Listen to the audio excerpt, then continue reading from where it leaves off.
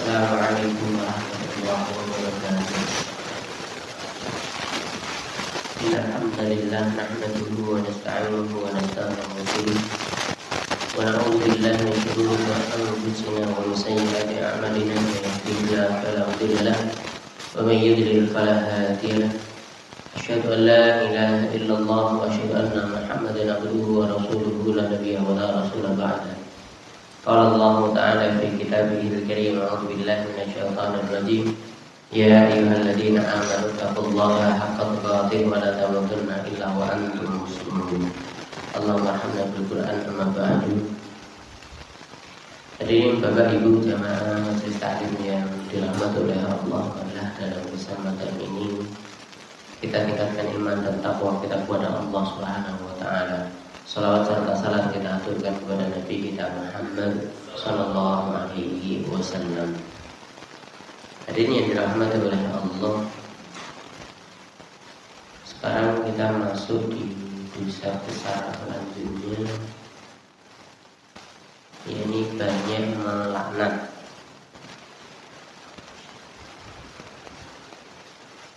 Banyak mengucapkan laknat untuk orang lain.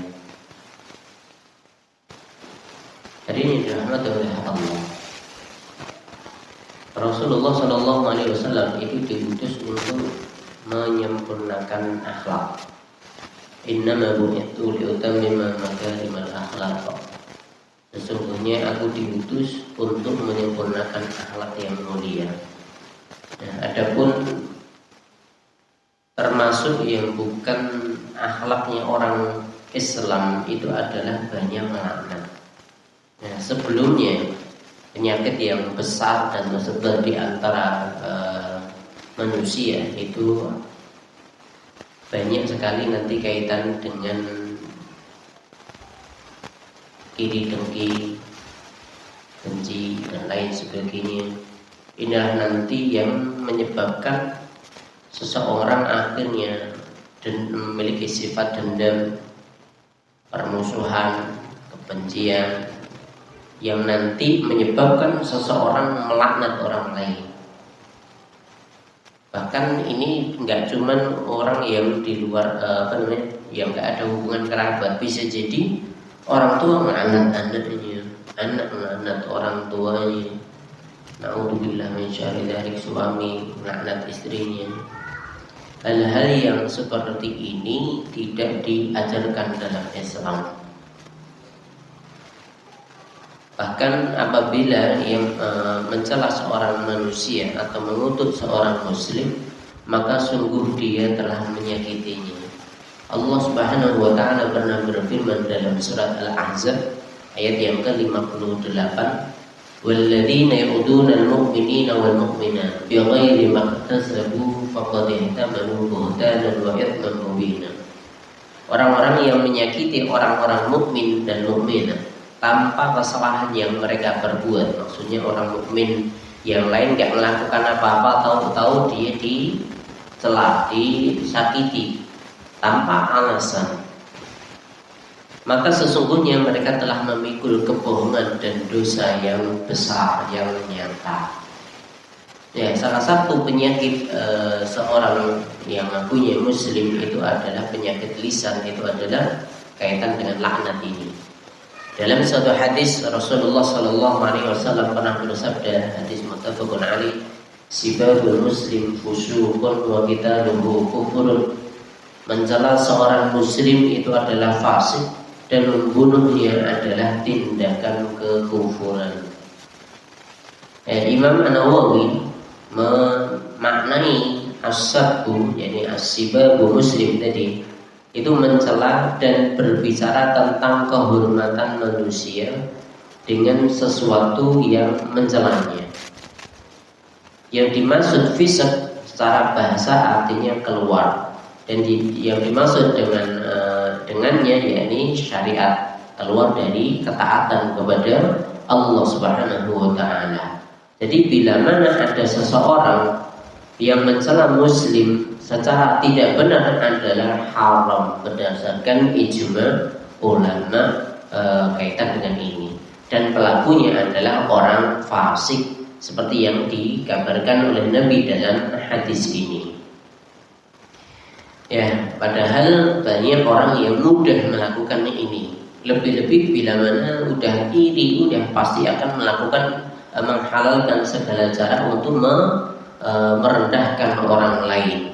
Tentunya hal itu tidak diperkenankan dalam Islam, tidak diajarkan oleh Rasulullah Shallallahu Alaihi Wasallam. Rasulullah Shallallahu Alaihi Wasallam pernah bersabda, "Sibabul Muslim ka musyrifi ala halakah." Mencela seorang Muslim adalah bagaikan orang yang mendatangi kebinasaan.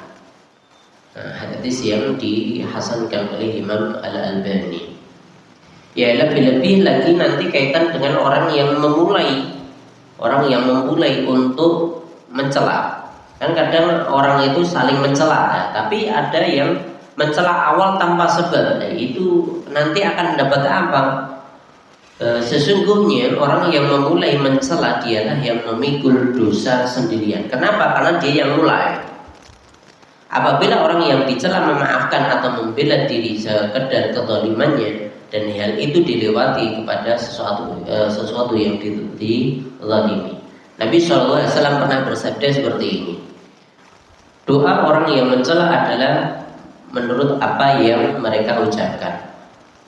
Dosa orang yang mencela adalah menurut apa yang mereka ucapkan. Maka dosa atas orang yang yang mulia dari keduanya selama yang dizalimi tidak melewati batas. Maksudnya gini, kalau ada orang yang mencela pertama, maka dosa yang paling banyak yang pertama. Adapun yang kedua, bila dia juga mencela selagi tidak melampaui batas, maka ya sekedarnya saja dosanya. Adapun yang memulai, dosanya lebih besar karena dia yang memicu saling mencela itu tadi. Imam Nawawi menyebutkan beberapa faedah kaitan dengan ini. Dia berkata, maksudnya sesungguhnya dosa saling mencela yang terjadi di antara dua orang adalah khusus yang memulai dari keduanya, kecuali orang kedua melewati batas atas dari sekedar membela diri. Seperti dia mengatakan kepada yang memulai melebihi apa yang dia ucapkan. Jadi kalau yang mencela pertama dosanya paling banyak. Yang kedua kalau cuma balas ya udah sekedarnya dosanya sesuai dengan apa yang dia sampaikan. Tapi yang paling banyak itu yang pertama. Dan dalam hal ini boleh membela diri dan tidak ada perbedaan tentang bolehnya dan sangat jelas dalil dari Al-Quran dan Sunnah. Allah Subhanahu wa Ta'ala berfirman, وَلَمَنْ انْتَصَرَ بَعْدَ ظُلْمِهِ فَأُولَٰئِكَ مَا عَلَيْهِمْ مِنْ سَبِيلٍ. Sesungguhnya orang yang membela diri sesudah teraniaya, tidak ada suatu dosa pun atas mereka. Sekali lagi saya ulang, sesungguhnya orang-orang yang membela diri sesudah teraniaya, maka tidak ada suatu dosa pun atas mereka. Mereka nggak dapat dosa karena dia cuma membela diri saja. Firman Allah di surat As-Surah di ayat yang lain, di ayat 39, walladzina idza asabahumul baghyu hum yantasirun. Dan bagi orang yang apabila mereka diperlakukan dengan zalim, mereka membela diri. Ya, kalau sekedar bela diri maka diperbolehkan, nggak dosa di situ. Ya, meskipun demikian, sabar dan memaafkan itu memang lebih utama. Tapi kan terkadang kita juga nggak bisa nih, kita dilaknat atau disakiti itu kadang juga balas bela diri. Kadang seperti itu, nggak apa-apa. Meskipun sabar lebih bagus, memaafkan lebih utama. Tapi namanya sekedar balas bela diri itu diperbolehkan dalam Islam. Allah Subhanahu wa Ta'ala berfirman kaitan dengan orang yang sabar dan memaafkan, wala man sabara wa ghafara inna dzalika la min azmil umur. Tetapi orang yang bersabar dan memaafkan, sesungguhnya perbuatan yang demikian itu termasuk hal-hal yang diutamakan. Jadi misalnya ada orang menyela kita, kalau kita sabar dan maafkan, ya Kita dapat pahala. Justru dengan sabar kita, dengan memaafkan kita dapat pahala.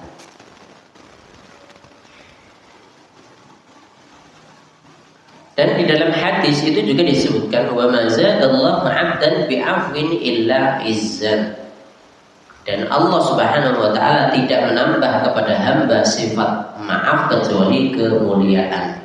Berarti bila mana ada seseorang yang memaafkan, maka dia justru tambah mulia, tambah tinggi. Sesungguhnya mencela seorang muslim dengan cara yang tidak benar adalah haram. Sebagaimana sabda Nabi SAW yang tadi, sibabul muslim fusuqun, mencela seorang muslim adalah fasik. Yang dicela tidak boleh membela diri kecuali dengan semisalnya selama tidak bohong atau menuduh zina atau mencela pendahulunya. Tahu pendahulunya ya kok, baik, dan seterusnya. Enggak boleh. Di antara gambaran yang dibolehkan dalam membela diri adalah dengan kata wahai orang yang zalim, wahai orang yang bodoh, wahai orang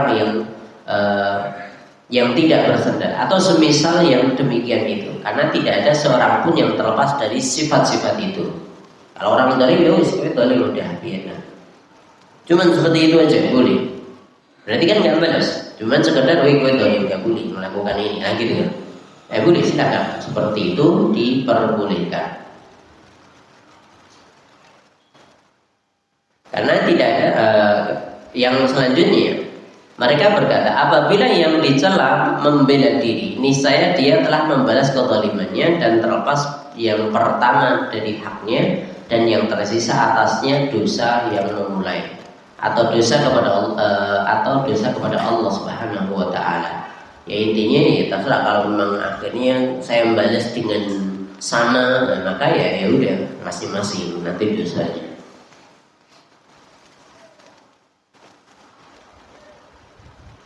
Namun apabila yang dicela membalas dengan tindakan melampaui batas lebih dari yang pertama mencela, maka niscaya dosa atas keduanya, dua-duanya dosa.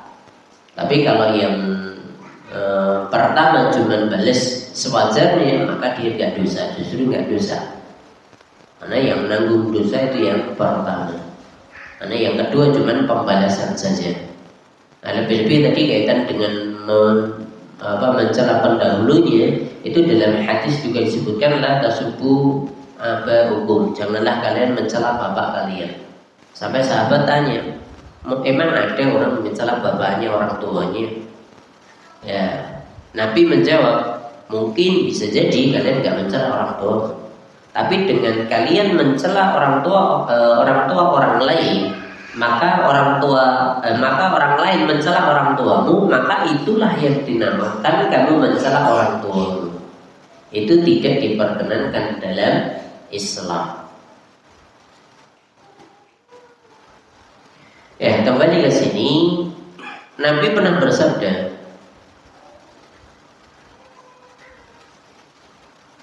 dua orang yang saling mencela adalah syaitan, saling bermusuhan dan berbohong.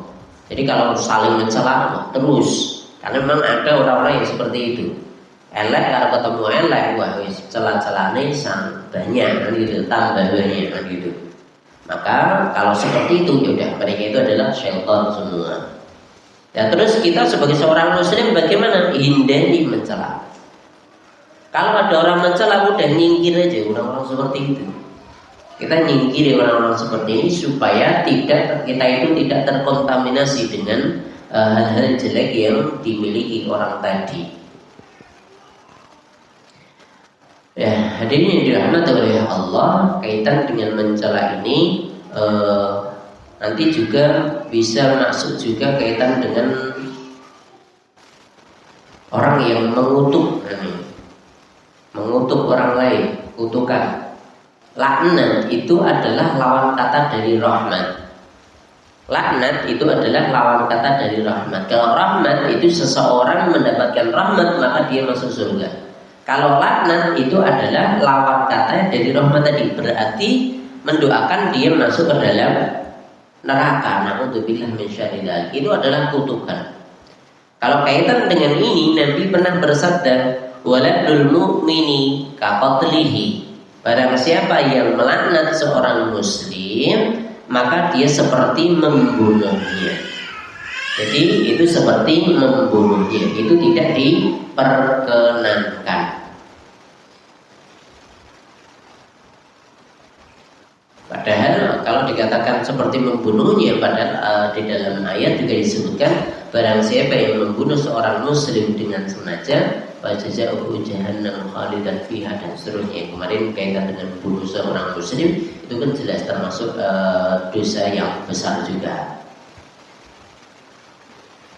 Di hadis yang lain, namanya seorang muslim itu nggak mungkin kok sering melaknat, omongannya kotor, omongannya jelek.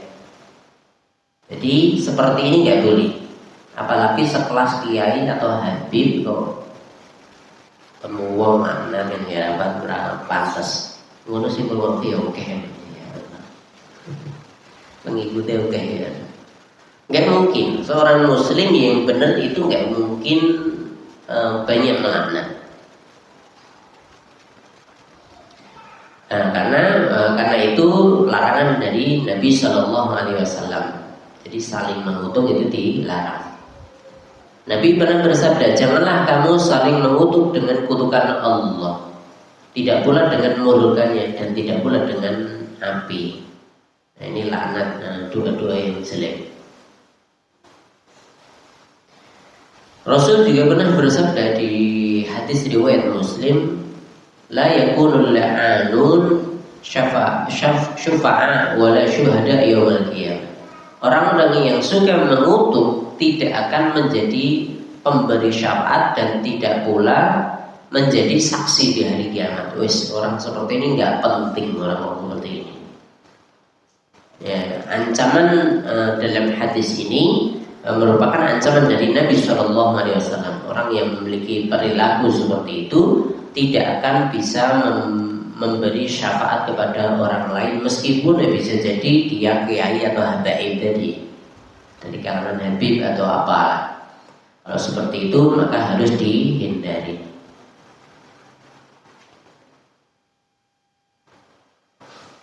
Dalam hadis ini juga hadis yang masyhur, sering saya juga pernah menyampaikan bahwa kemanakah perginya kutukan itu?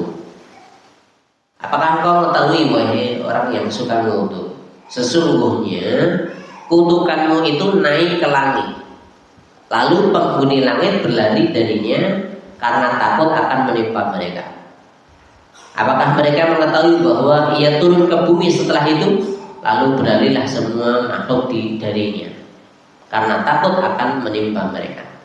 Apakah engkau mengetahui bahwa ia pergi setelah itu ke kiri dan ke kanan hingga menemui orang yang pantas mendapatkannya?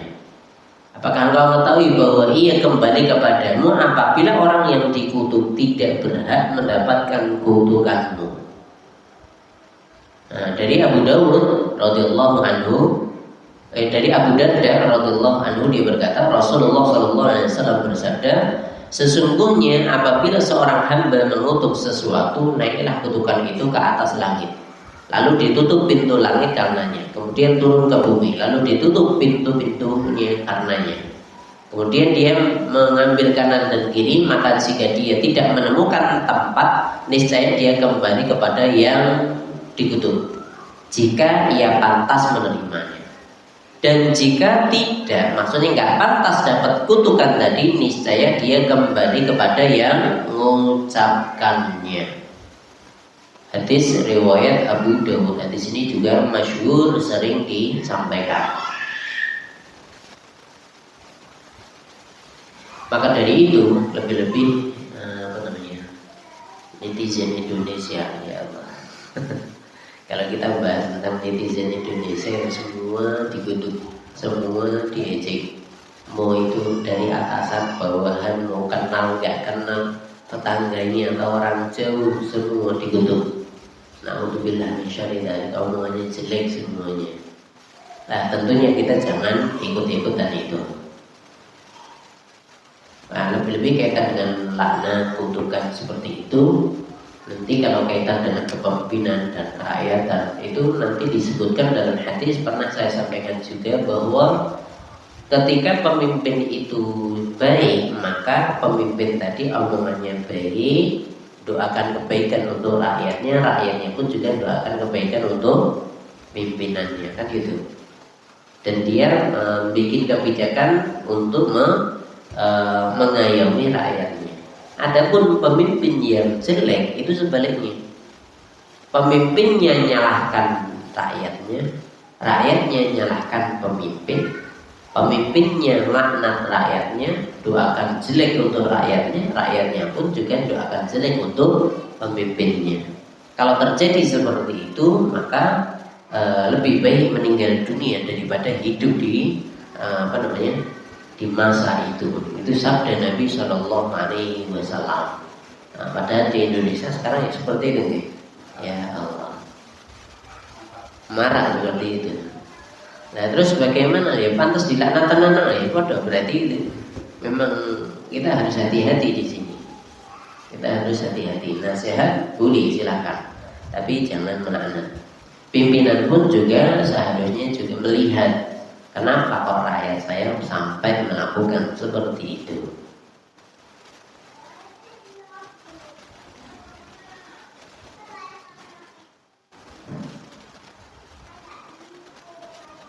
Selanjutnya, di dalam hadis kaitan dengan melaknat, kaitan dengan mencela, itu kita nggak boleh mencela ayam jantan. Dalam hadis riwayat Abu Dawud dan Ibnu Hibban disahihkan oleh Imam Al-Albani, la tasubbutika fa innahu yuqidu lis-salati. Janganlah engkau mencela ayam jantan, karena sesungguhnya dia membangunkan untuk sholat. Di jam berapa ayam itu dah berkokok? Setengah 4 dengan baru bangun, baru dengar sih. Sebelumnya udah gitu. Sebelum jam 3 aja tuh bisa jadi udah berkokok. Ayam itu pagi betul udah berkokok, bangunkan tidur. Cuman kita dengarnya setengah 4 karena baru bangun. Makanya Nabi SAW melarang untuk mencela ayam jantan. Selanjutnya kaitan dengan mencela, mengutuk.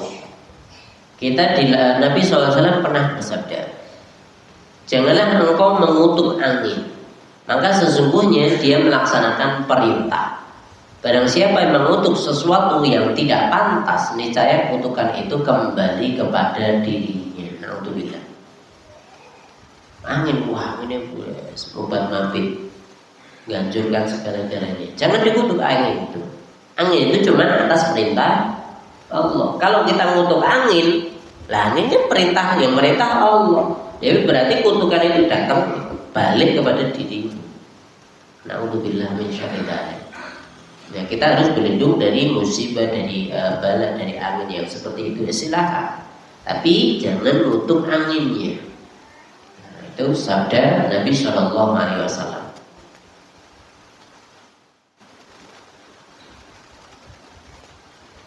Selanjutnya, janganlah engkau mencela demam, panas, enggak boleh dicela. Maka sesungguhnya dia menghilangkan kesalahan keturunan Nabi Adam, sebagaimana alat peniup api, tukang besi yang menghilangkan karat. Jadi kalau kita punya sakit demam, udah dinikmati aja. Mungkin dosa kita terlalu banyak. Astagfirullah. Nah, karena ya itu tadi, kalau kita demam berarti itu menggugurkan dosa-dosa kita. Jangan dicela. Diobati silakan, berobat silakan. Nah, makan yang dijaga makanannya, minumannya, asupan gizinya silakan. Insyaallah segera sembuh.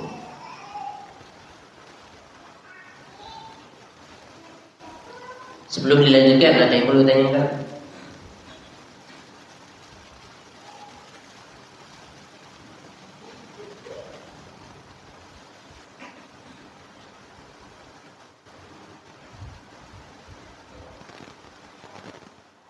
Nggih, monggo silakan. Bentar, pakai mic enggak dengar nih.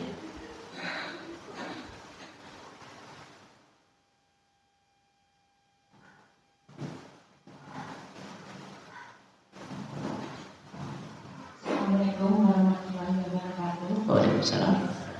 Ini mau bertanya tentang masalah itu untuk seorang ustaz ya, angkatan itu udah bukan rahasia lagi ya. Dan contohnya itu seperti namanya Gus Miftah itu bagaimana itu nggak boleh didirikan ya, nggak boleh di anak atau ditiru gitu ya, itu jelek baik namanya. Omongannya juga. Makanya ya itu yang saya sampaikan tadi. Sekelas ustaz, sekelas gus atau yang lain sebagainya, kalau mengatakan hal-hal yang seperti itu, tentunya kita harus hati-hati dengan ustaz yang seperti ini. Cari yang lain. Ya, cari yang lain. Makan miso-miso kan gitu kan ada. Nauzubillah min syarri dzalik. Kita harus hati-hati. Nah, karena memang kaitan dengan mencela, melaknat itu termasuk dosa besar. Nah, kembali lagi sebelumnya sudah saya sampaikan. Anggota badan itu menjadi cerminan dari hati.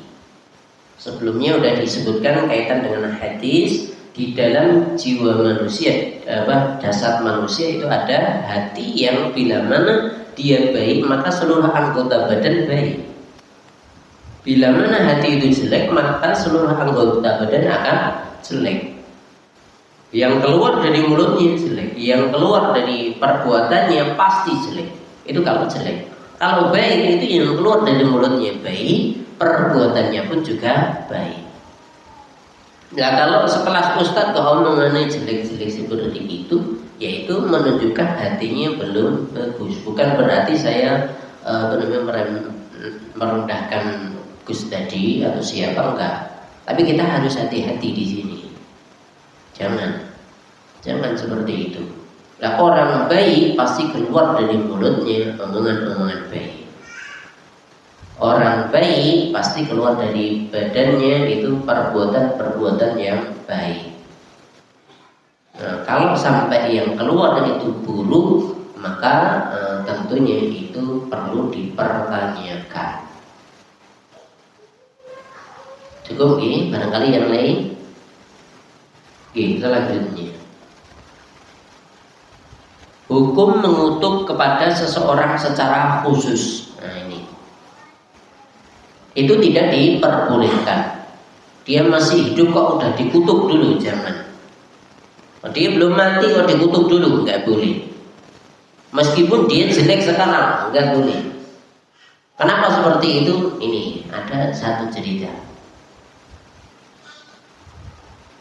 Hal itu ditunjukkan oleh hadis Ibnu Umar radhiyallahu anhu. Sesungguhnya Rasulullah sallallahu alaihi wasallam itu pernah berdoa di hari perang Uhud. Doanya apa? Ini doa Nabi. Ya Allah, kutuklah Abu Sufyan. Ya Allah, kutuklah Haris bin Hisham. Ya Allah, kutuklah Sahal bin Amr. Ya Allah, kutuklah Safwan bin Umayyah. Lalu turunlah ayat, laisa laka minal amri syai'un aw yatuba 'alaihim aw yu'adzibahum fa innahum dhalimun. Tidak ada sedikit pun campur tanganmu dalam urusan mereka itu, atau Allah menerima taubat mereka atau mengadab mereka, karena sesungguhnya mereka itu orang-orang yang zalim. Maka Allah Subhanahu wa taala menerima taubat mereka. Sebelumnya dilaknat sama Rasulullah, kutuklah orang-orang ini, karena memang musuh Nabi ketika perang Uhud. Dia musuhnya, dia belum masuk Islam, terutama Abu Sufyan. Ya, meskipun dengan musuh kita nggak boleh saling kutuk. Udah perang ya perang, udah selesai, gentle selesai. Nah, kaitan dengan ngutuk ya boleh. Nabi ditegur di dalam surat Ali Imran ayat ke-128. Ya lebih-lebih wonge wis apik paling ya mungkin menurut kita lebih rendah daripada kita, orang rendahan, orang miskin, orang pikiran terus dinyek. Nah itu tak boleh. Lebih-lebih dia muslim. Justru kita harus nyantuni mereka, jangan malah diejek, dicela. Nah, ini yang jelas orang kafir memusuhi Rasulullah, perang memerangi Rasulullah. Itu Nabi ngutuk dia, itu nggak boleh, dilarang sama Allah Subhanahu wa taala. Pahami sampai sini? Ya, makanya laknat itu hanya untuk orang yang sudah meninggal. Misalnya Fir'aun laknatullah alaiha, misalnya Fir'aun udah meninggal dia, semoga Allah melaknat dia, udah jelas ayatnya pun juga Allah melaknat Fir'aun, silakan. Tapi kalau dia belum meninggal, sejelek apapun dia, ya udah kita memusuhi dia, silakan. Kita ya kejelekan mereka ya sebagai kejelekan sewajarnya, selagi dia belum bertobat kita benci kejelekannya, selesai, gitu aja. Tidak perlu melaknat orang-orang yang seperti ini. Nah, terus apa yang harus kita lakukan? Kita fokus pada diri kita untuk memperbaiki diri kita.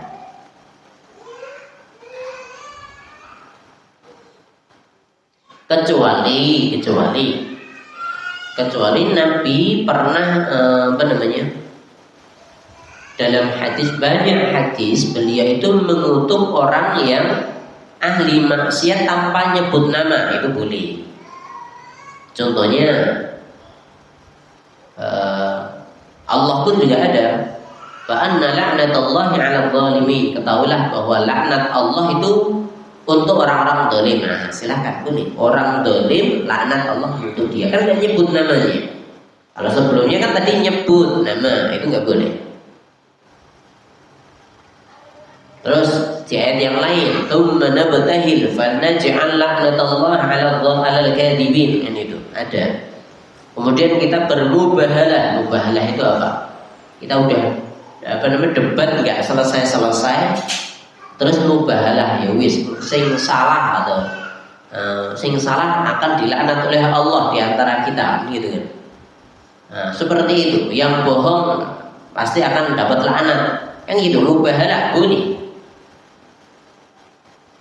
Ya, seperti itu diperbolehkan. Dalam hadis Nabi pun juga pernah banyak melaknat orang-orang yang melakukan amalan-amalan tertentu. Contohnya Allah melaknat orang yang makan riba, wakilnya, saksinya, dan penulisnya, kan gitu. Nah, itu dilaknat semua. Saya ngelakoni gue dilaknat, udah selesai. Itu nggak nyebutkan perorangan, tapi orang yang melakukan. Nah, silakan. Nabi pun juga memperbolehkan itu. Contoh yang lain, la'anallahul muhallil wal muhallal lahu. Orang yang muhallil muhallal lahu dah saya sampaikan nggih. Nah, itu dilaknat, ya udah. Contoh yang lain, Allah melaknat orang yang menyambung rambut. Nyambung rambut itu apa? Ganggu. Nah, cemoro, sanggul, wig atau sejenisnya, nah itu masuk di sini. Atau orang yang menyambungkan, maksudnya menyambungi wong iki, aku nyambung, misalnya aku dilaknat. Sing nyambungkan kerjaannya nyambung, apa salon misalnya, kan salon ngono ini ada kan? Ya seperti itu, tidak masuk di sini. Lantas orang yang mentato tubuhnya dan orang yang mentatokannya, nato dewe atau orang yang kerjaannya nato, itu dilaknat oleh Allah. Orang yang mencabut bulu alisnya dan orang mencabutkannya, bulu alis itu, kok kandelen dibikin, perempuan biasanya dikeren, ora trimo karo pemberian dari Allah, gawe dewi, biaya. Tadi punya nyolek seret. Allah karim. Apa saya Allah nggak syukur dengan pemberian dari Allah, itu dilaknat oleh Allah Subhanahu wa taala. Selain itu Rasulullah juga pernah melaknat wanita yang meratapi mayat. Jadi ada orang meninggal kok diratapi, entah orang tuanya, bapaknya, ibunya, suaminya, anaknya, enggak boleh. Terus ada yang perempuan yang gundul kepalanya ketika ditimpa musibah. Wah, dapat musibah gundul, nah, nggak boleh. mengoyak pakaiannya, jadi seperti pakaian ketika mengalami musibah. Selanjutnya di hadis yang lain Rasul juga pernah melaknat tukang-tukang gambar, jadi bikin patung. Gambar di sini gambar yang tertimbul, yang apalagi bikin patung itu dilaknat oleh Rasulullah SAW meskipun dia Muslim. Atau orang yang mengubah batas-batas tanah, pakai dipindah, nah jelas dilaknat oleh Rasulullah SAW. Sebutkan juga Rasulullah juga pernah bersabda, Allah melaknat orang yang nutup orang tuanya dan melaknat orang yang mencela ibunya. Nutup dan mencela orang tuanya. Sejelek apapun orang tuamu, ya dia tetap orang tuamu. Gak boleh dicela, gak boleh dilaknat. Pelaknat orang tua dilaknat oleh Allah Subhanahu wa ta'ala.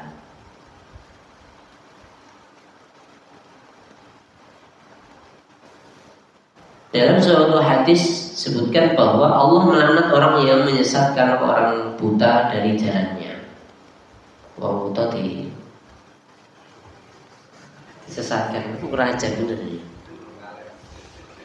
Atau nek wong Jawa ngene, numpak motor takon ngejik motor iki urip. Mati langsung kita biasanya. Ya Allah, enek kok dia. Kalau nggak mau ngasih tahu, nggak usah kasih tahu, deh. Saya nggak mau ngasih tahu kecuali kamu matikan dulu motor. Lu HP ngomong nunggu daripada mahtok belasuk ya Allah ya. Ada tak kebiasaan seperti itu nih? Ada. Mobil pun buka kocok, takon ngendi gitu guys. Karena aja belasuk gitu waduh. Jangan. Gak boleh, Allah melaknat orang-orang seperti itu. Kan buta, dia nggak tahu, nggak buta arah kan gitu. Tapi wong zaman saiki kita era model Google Map kayak bisa. Nah, sampai Google Map yang pinter namanya ya. Lagi tangan di belasuk kalau Google Map kan gini. Lebur sawah sih. Selanjutnya Allah melaknat orang yang menggauli binatang. Memang yang ada Pak ada, jelas Rasulullah aja bilang seperti itu pasti ada gitu. Allah melaknat orang yang melakukan perbuatan kaum Nabi Lut, yakni sodomi. Allah melaknat yang mendatangi dukun, jelas hadisnya ada. Orang yang menggauli wanita dari duburnya, jadi masukkannya ke dubur, bukan dari belakang. Dari belakang kalau masuknya ke vagina boleh, tapi kalau masuknya ke dubur maka itu dilaknat oleh Allah.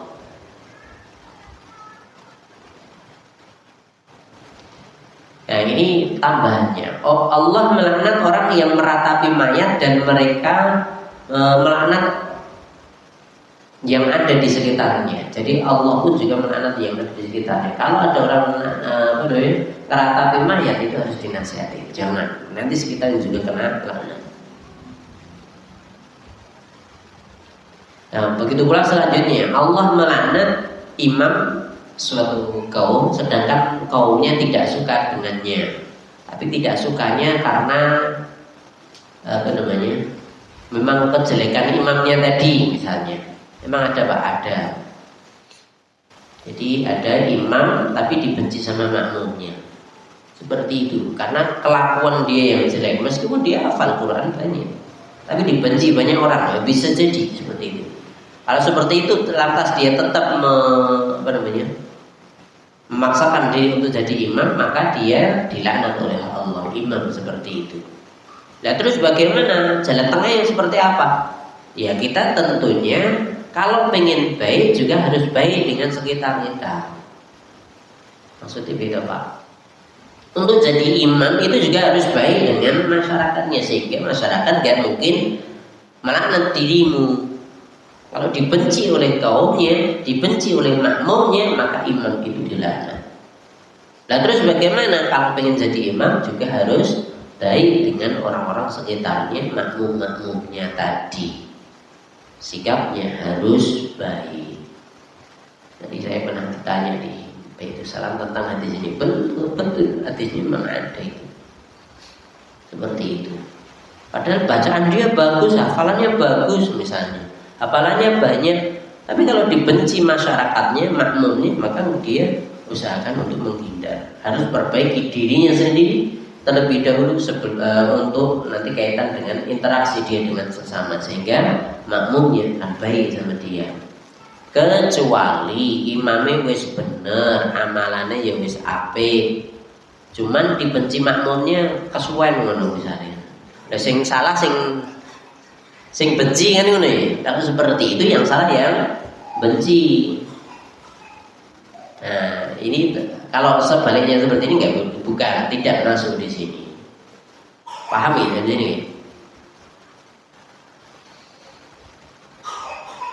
Selanjutnya Allah melaknat wanita yang tidur sedangkan suaminya jengkel kepadanya. Jelas ini. Allah melaknat orang yang mendengar azan namun tidak menjawabnya. Bahkan kemarin saya lihat status bagus. Orang nggak mau ketika di azan dipanggil sama Allah nggak datang. Coba dibalik.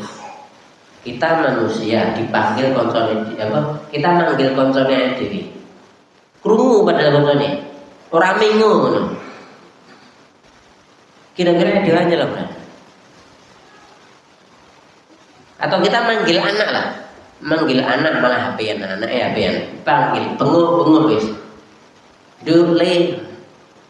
Krungu sini. Tapi masih ditinggal HP-an, nesu kan. Lah kalau kita ketika manggil saja enggak diijabah, apalagi padahal dia dengar, kan kita marah gitu.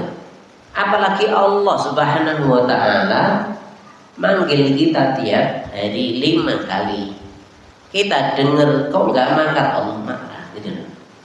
Paham ya? Analoginya dianalogikan seperti itu. Datang ke masjidnya tadi. Jadi menjawab adzan kan hayya ala sholat, mari kita sholat. Bukan cuma jawab tok, bergerak sholat ya buat apa gitu. Yang penting tadi datang ke masjid untuk melakukan sholatnya tadi. Nah kalau tidak mengijabahi itu maka Allah melaknat ini.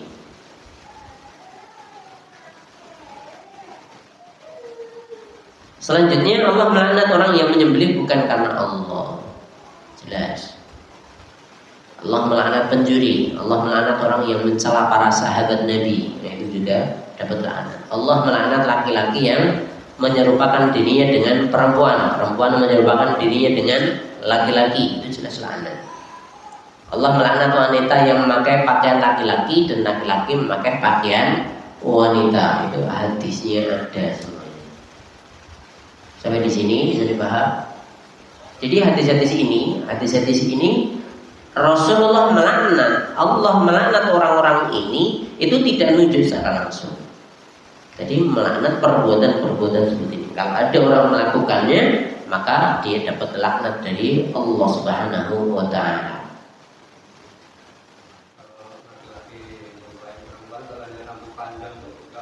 Kalau rambut panjang, Rasul juga pernah rambut panjang.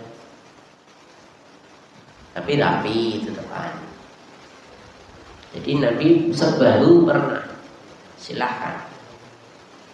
Yang penting tetap rapi, tidak menyerupai wanita. Cukup, barangkali yang lain.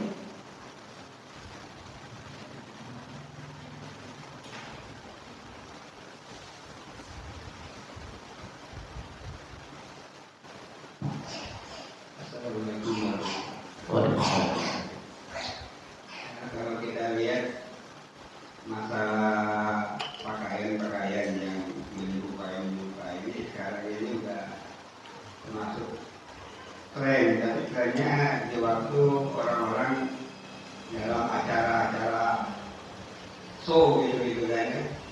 Kita lihat di TV itu kadang-kadang ada orang yang berbaju perempuan, kemudian ada juga yang bertingkah laku seperti perempuan. Tapi ini dalam pertunjukan itu kan, ya itu termasuk juga apa, ya mencari rezeki gitu kan itu biasanya ini. Nah ini kira-kira yang seperti ini hukumnya gimana begitu? Ya tetap haram. Untuk show gitu kan. Tetap haram, nggak boleh. Jangan. Jadi misalnya memerankan, padahal dia laki-laki memerankan perempuan, nggak boleh. Jadi itu tidak diperkenankan meskipun cuma sebentar saja. Nah, dan seterusnya enggak cuma itu, bahkan itu awalnya ya seperti itu. Pokoknya laki-laki tapi menyerupai perempuan, kemudian sebentar kan udah laki-laki nih. Tapi kan itu awalnya. Sekarang orang wis bener laki-laki dadi wong wedok tenan. Naudzubillah. Kan banyak sekarang udah seperti itu. Kalau zaman dulu mulainya supaya masyarakat itu menerima hal-hal seperti itu ya dimulai dari orang laki-laki memerankan peran perempuan dulu dan diterima sih. Tapi lama kelamaan benar laki-laki jadi perempuan jadi laki-laki. Bahkan di mana saja dia seperti itu. Naudzubillah. Paham dari sini? Itu tentunya kita harus hati-hati. Bahkan nanti apalagi di zaman media sosial untuk cari FYP yang orang timbul, yang TikTok, Instagram yang lain sebagainya, penyanyi kan juga seperti itu. Aslinya dia laki-laki, tapi dia nyanyi suaranya perempuan. Terus di media sosial mereka supaya laris banyak. Bahkan yang ini main mali dan mungkin kalau naik banjir ada dalam. Ya Allah. Ya kalau tahu hadis-hadis seperti ini, ketika lihat orang-orang seperti itu justru kasihan. Orang mungkin bisa guyu, tapi kebanyakan orang kan malah guyu ya. Oke Pak Bu, kemudian pas acara nikahan nyanyi banci nyanyi rono rene ya Allah. Oke guyu mana? Lah ini kalau tahu hadis ini orang mungkin guyu. Kenapa? Sakit orang seperti ini. Lucunya nih ngendi ngono. Kalau saya nggak bisa ketawa, Allah ini bisa guyu wong kuwi. Padahal dia banci seperti itu jelas dilaknat oleh Allah Subhanahu wa taala. Nah, kalau kita ketawa terhibur dengan itu ya bisa jadi kita ya lama kelamaan ya seperti itu. Menghalalkan apa yang diharamkan oleh Allah. Yang awalnya itu jelek kelihatan jadi bagus dengan hal-hal yang seperti itu. Itulah kerjaan syaitan. Bisa dipahami saya ini. Jadi masalah ilmu empat atau ilmu dalam itu Iya.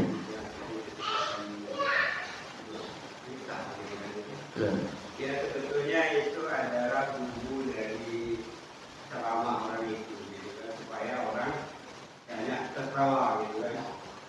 Ya karena kita tahu kalau ustaznya itu banyak membuat orang tertawa, biasanya peminatnya itu banyak gitu kan, banyak.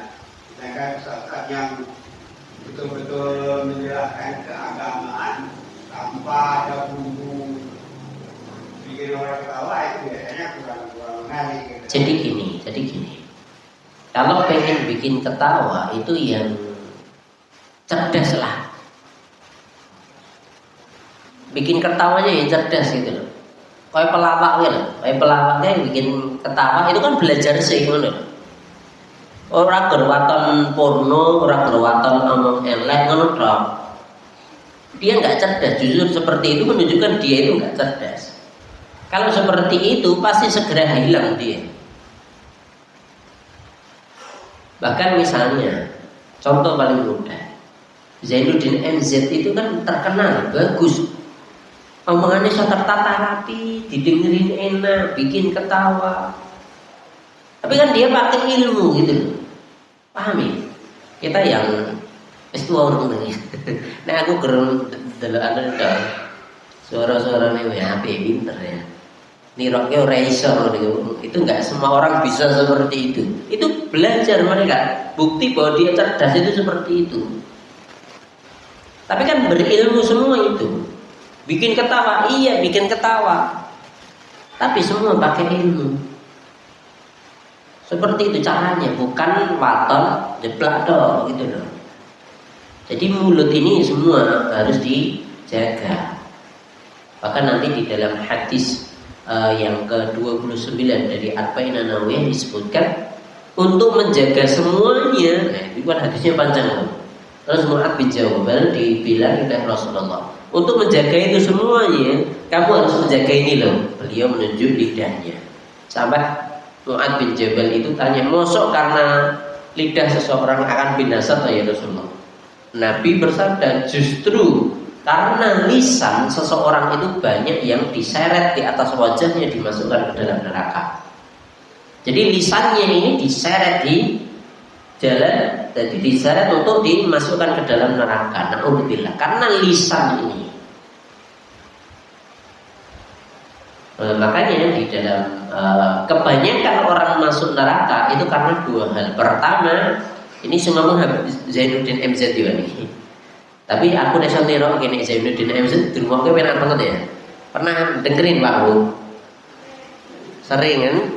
Enak banget gitu. Hadisnya ada 1 juta umat, bagus dia.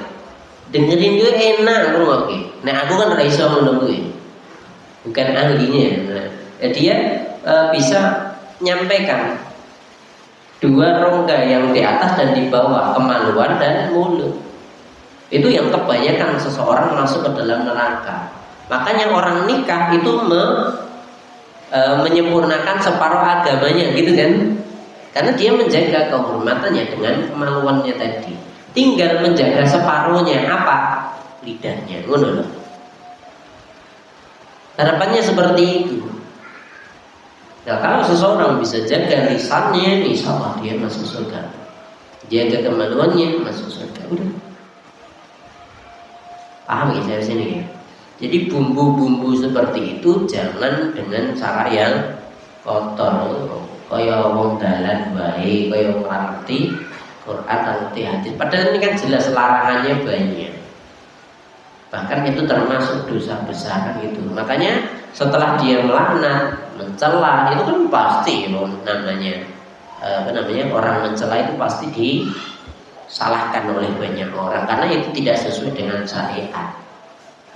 Jadi intinya segala yang dilarang oleh syariat itu pasti merugikan diri kita. Udah titik di situ. Semua yang dilarang oleh Rasulullah, dilarang oleh Allah, itu pasti jelek untuk diri kita. Wa harrama 'alaikumul khaba'ith, kan itu. Allah mengharamkan segala yang buruk. Semua yang diharamkan itu pasti jelek. Wis titik, senang nggo mosok ya ora oleh to, dipaksa ora oleh. Titik ning ngono iki. Dengan berbagai alasan tidak diperkenankan. Jadi kaitan dengan agama sudah jelas semuanya. Makanya kita harus hati-hati. Cukup sampai sini. Dosa besar kaitan dengan banyak melaknat, ada yang perlu ditambahkan lagi?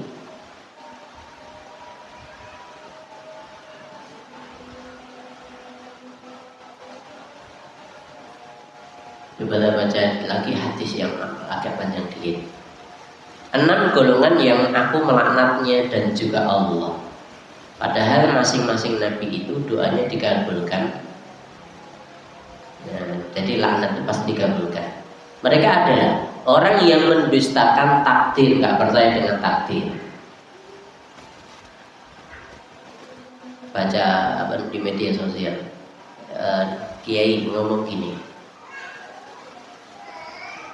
Kenapa orang masuk neraka nanti tidak akan ada orang yang menggugat Allah karena takdir. Jadi ini misalnya ini ide kan bisa karena percaya dengan takdir bisa jadi kita akan menggugat Allah. Maksud ya Allah, kenapa engkau takdirkan aku masuk dalam neraka? Kan ngono iso ya. Karena kita percaya dengan takdir, belajar dengan takdir. Nah, nanti orang ahli neraka itu nggak mungkin gugat tentang takdir. Kenapa? Karena dia nggak percaya. Akhirnya ketika diadab ya udah. Alhamdulillah. Sebagai gojekan aja, guyonan aja. Orang masuk neraka itu nggak mungkin gugat Allah karena kenapa kok Allah menakdirkan saya masuk neraka? Padahal kan ada seseorang ditakdirkan masuk neraka, nanti sebagian masuk surga kan gitu. Ya orang yang mendustakan takdir itu dilaknat oleh Allah dan Rasulnya. Kedua, orang yang menambah-nambahi isi Al-Quran itu jelas dilaknat. Al-Quran gak bisa ditambah, gak bisa dikurang. Orang yang menggunakan kekerasan untuk memuliakan orang yang dihinakan oleh Allah dan menghinakan orang yang dimuliakan oleh Allah. Na'udzubillah. Jadi menggunakan kekerasan. Sing wong apik didadekake elek, elek didadekake apik. Dengan framing, apalagi zaman sekarang di media sosial kan seperti itu. Orang jelek itu bisa jadi apik, orang apik bisa jadi elek apik.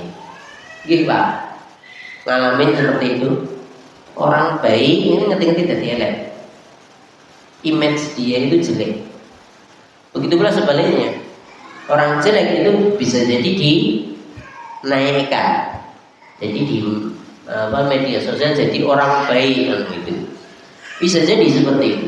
Orang yang seperti ini pasti dilaknat oleh Allah. Berarti kerjaannya basir ngene ya. Na'udzubillah min syarri dzalik. Orang yang menghalalkan apa yang diharamkan oleh Allah dan mengharamkan, kembali lagi, menghalalkan apa yang diharamkan oleh Allah. Haram tadi halal itu dilaknat. Selanjutnya orang yang menghalalkan dari keluargaku apa yang diharamkan oleh Allah. Keluarga Nabi Muhammad itu juga sama, yang melakukan seperti itu juga dilaknat.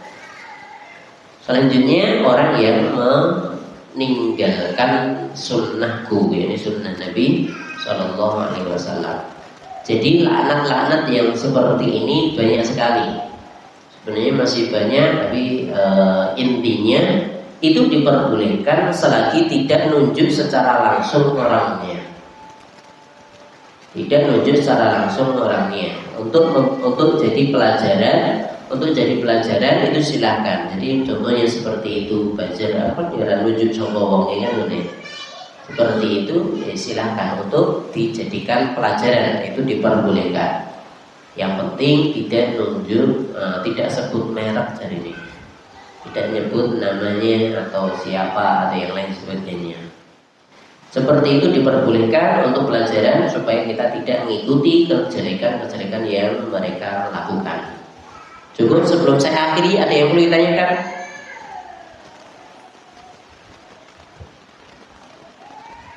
Ya, berarti tinggal kita jalankan.